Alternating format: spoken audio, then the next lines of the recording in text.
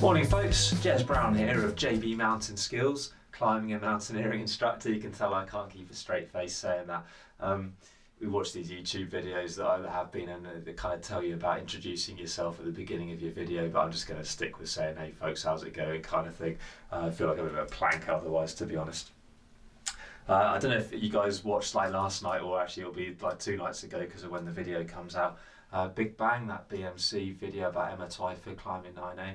Hey, it's a really good video. I think it's one of my favourite crags, LPT, Lower Penta, and spent a lot of time down there dangling on routes. The most important thing about that video is I'm in it for about 1 second. I'm dangling on Muscle Beach, my 8A project, which I still haven't done. I'm desperate to get back on it when this lockdown finishes and we're allowed back out again. Such a cool route, really bouldery, not really my style, but I've invested quite a bit of time in it, so I have to finish it off. I reckon I can get it relatively quickly now. We'll see though. If you haven't seen it, check it out at some point when it's on other channels, which I think it will be. Today's video is on abseiling and some pro tips about abseiling. It'll be like a retrievable abseil, that's what we're after. I have done this video before, like probably like a year ago or something, when my YouTube skills are even worse than they are now, so I'm not exactly pro now at this YouTube stuff, but I'm better than I was then, so I thought it was worth redoing, and I'm adding in a few extra tips I think as well. What I've done is I've put a sling around the top of Sling Mountain. I've even put a mail on it. That's pretty pro, isn't it, to sort of simulate what we'd find in real life perhaps. So we're going to imagine that we've been climbing at Traumatic for the day. Maybe we've climbed a cool route like One Step in the Clouds, a classic VS, or even better, Vector is a brilliant E2, a Joe Brown route, absolutely mega, especially the second pitch going up the ochre slab is awesome.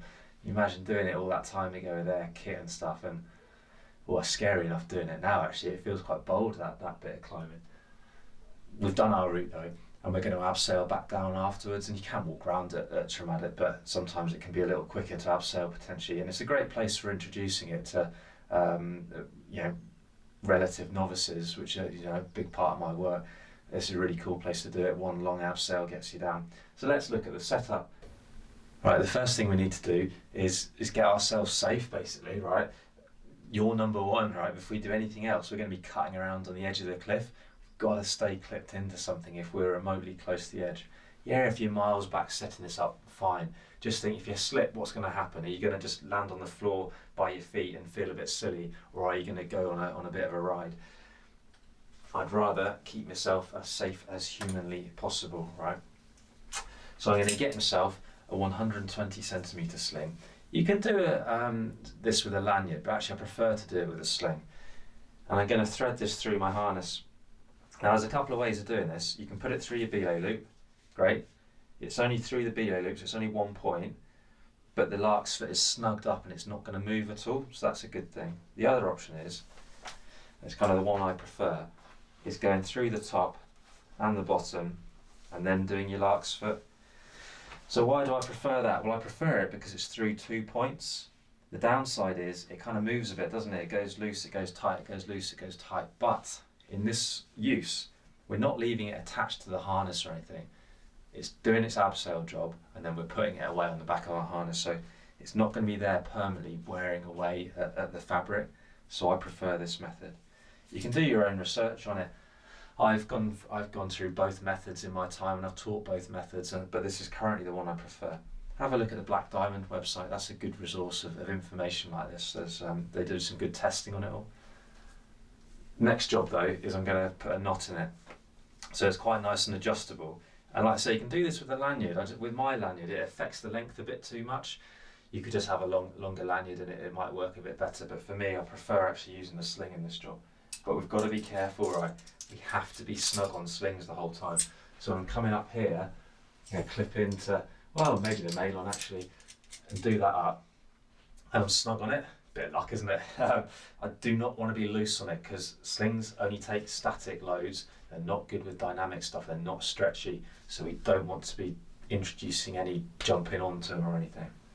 Right, but I am safe, right? Next job, get the 2 ropes, because we climbed up on half ropes because that's what we do when we're trad climbing, and I'm going to poke one end through the mail on.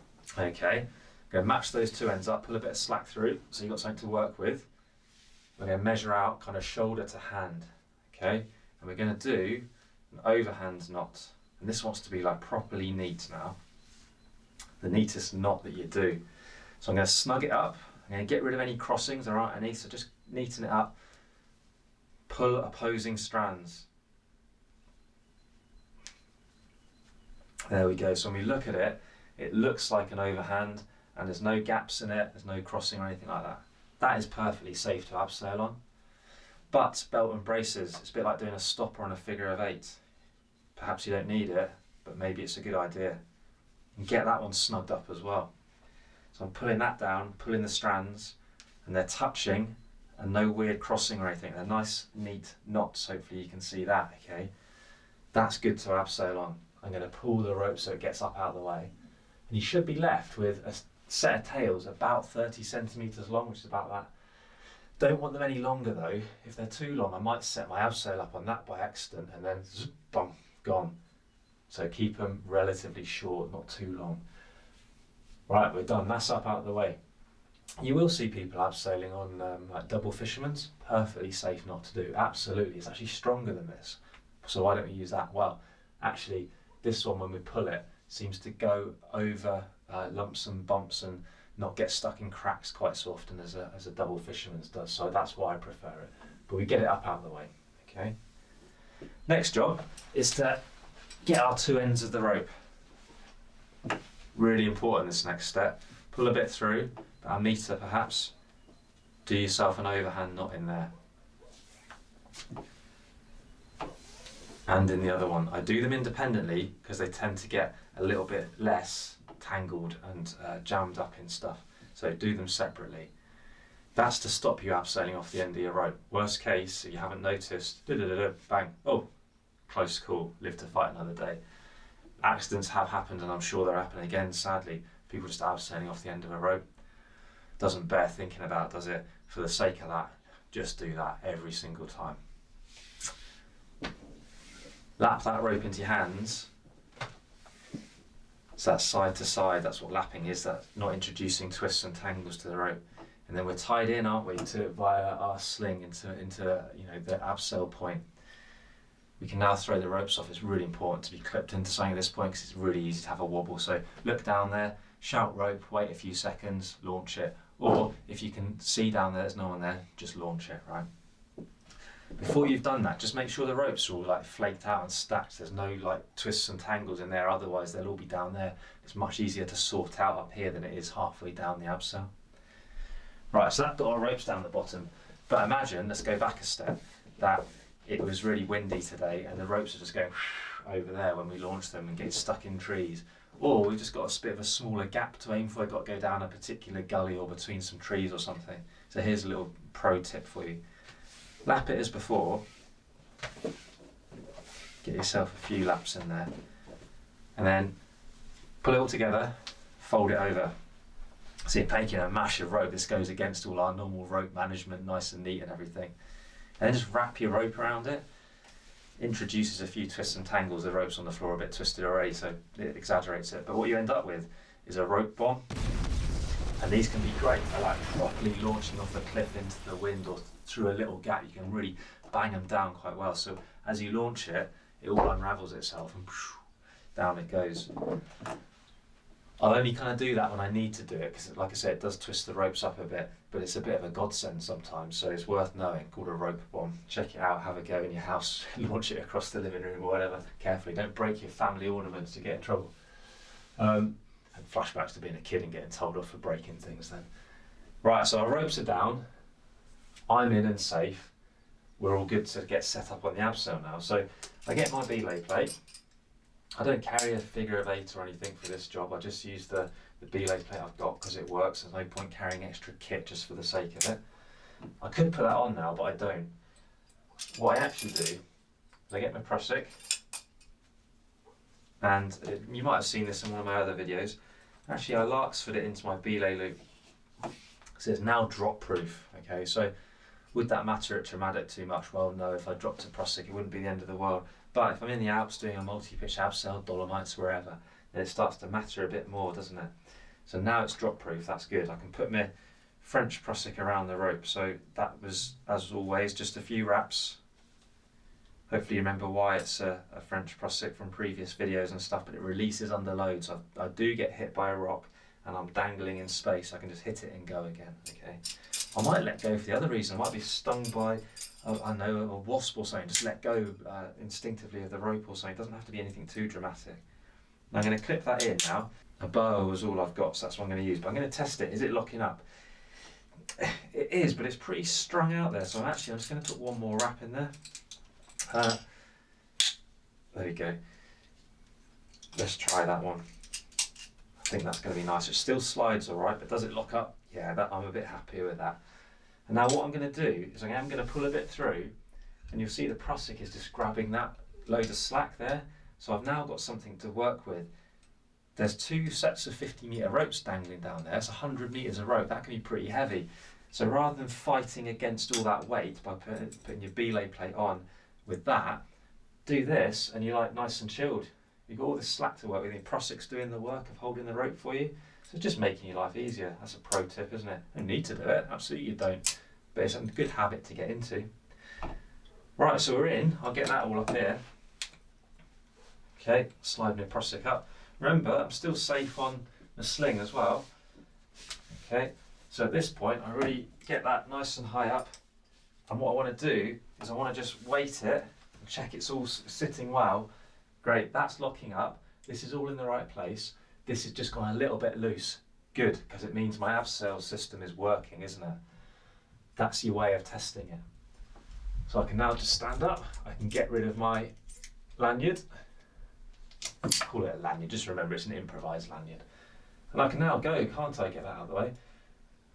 Remembering one thing though, which rope am I going to have to pull on in a minute to get the ropes down? It's going to be the pink one, isn't it? If I pull on the blue, it's going to get jammed in there. And on this, it wouldn't be a problem. You go, oh, I've pulled the wrong side. What a wally, I'll pull the other side. Some setups though, it can kind of jam into stuff and you'll be fighting it and then you'll be stuffed. So we want to remember to pull on the pink. It's got to be the pink rope. So a little memory jog there. Clip that. Don't even need to do that. I'm not going to do that. Clip that to the pink rope. And then when I get to my next abseil or down the bottom or whatever, that's a little memory prompt to pull pink. Okay. So now I can go, can't I? Right, great. That'll just bang into it as we go. Down I go. What you'll notice is as soon as I unclipped my sling, I had a hand fixed on that the whole time. Can't let go of that now. But yeah, we've got a prusik, but the prusik is a backup, right, for if bad things happen. Keep hold of it, right? Don't rely solely on this prusik. It is just a backup. So we can go down now, and you can have one hand that or that way, whatever you want to do, but just one hand like above the prusik, keeping it going down the whole time. Great, off we go. And that's grand. If you need to stop for some reason to sort of tangle out in the rope, again, can we just let go of that? No, don't do it, right? Keep hold of that. If you need to go hands-free, which sometimes you will, the simplest thing for me is to put 3 wraps around your thigh. That friction there just grabs instead of the prusik, and that'll work really well. It's basically a prusik around your leg. It's the same idea, isn't it? Then you can go hands-free. You've backed up the prusik. We're okay with that. That's good. If you want to tie off the belay plate or something, you feel free to do that, but I don't really see much point. I'll just wrap it around my leg, okay? Other ways of doing it, of course there is. That's just my method. And there we go, great. Escape from that route we couldn't do, or just get to the bottom at the end of a route, or it might be at the beginning of the day, mightn't it, to get to the bottom of the route to start with, then we're going to climb up afterwards.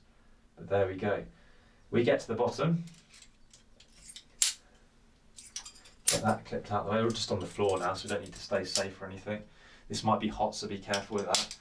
Okay, that's there. Get the prusik off.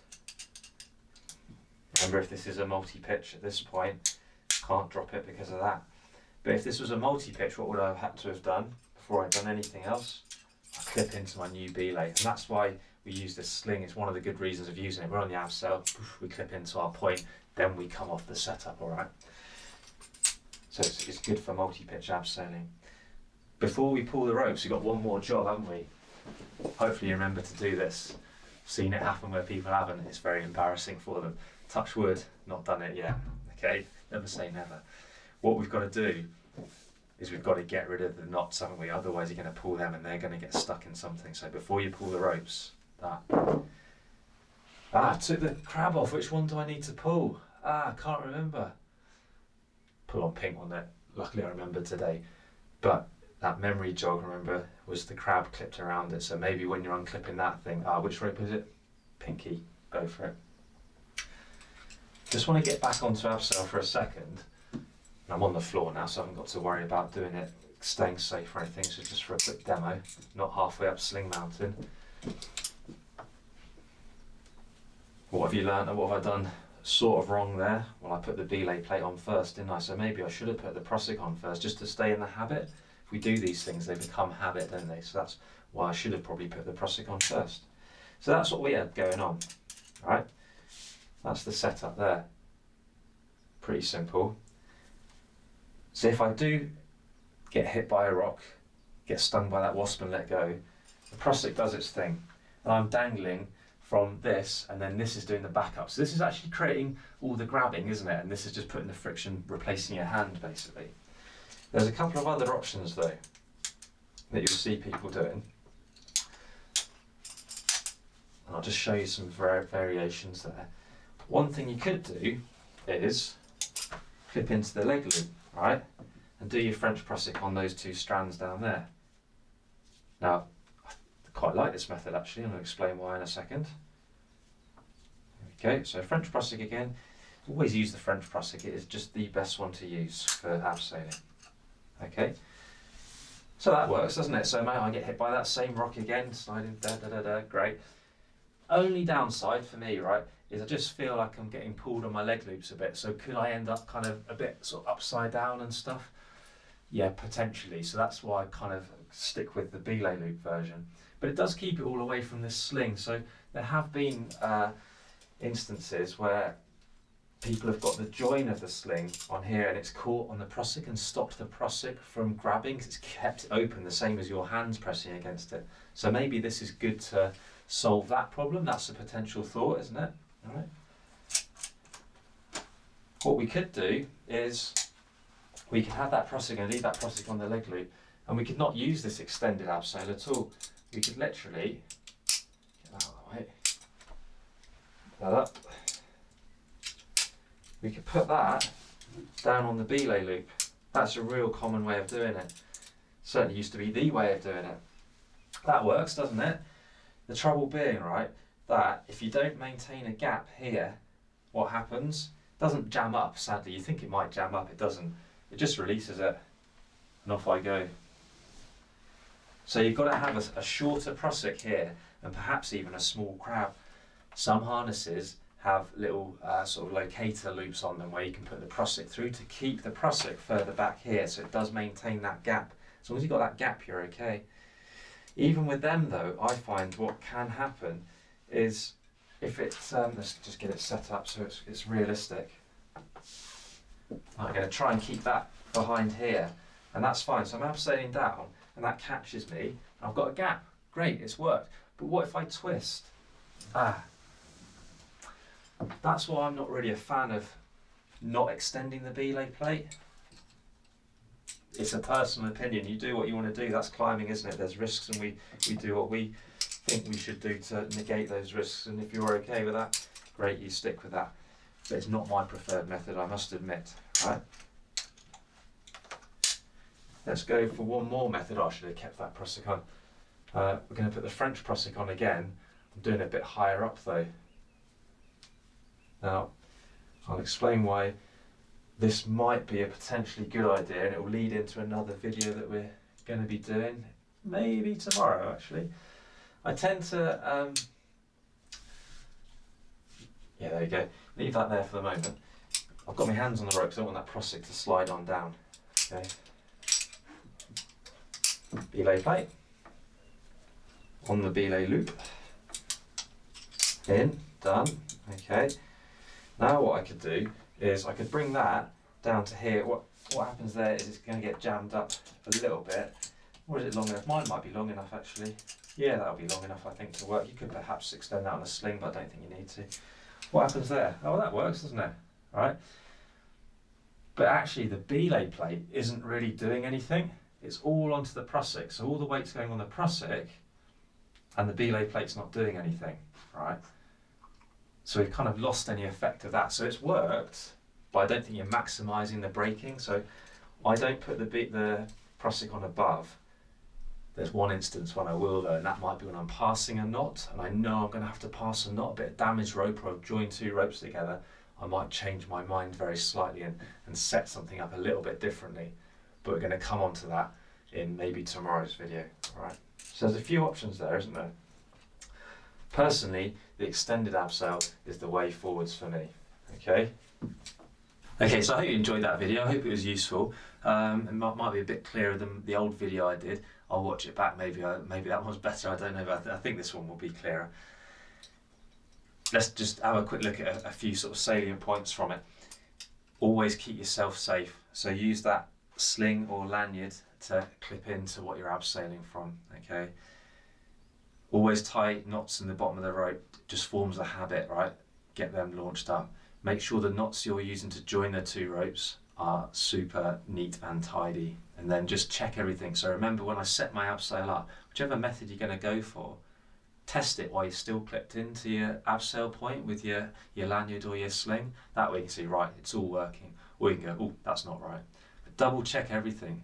Carab's done up, all in the right place, just everything. Be really thorough with this. We're often doing this when we're tired at the end of a day, you know, we just want to get down, back to the cafe, back home, whatever it might be. So it would be really easy to rush this kind of thing.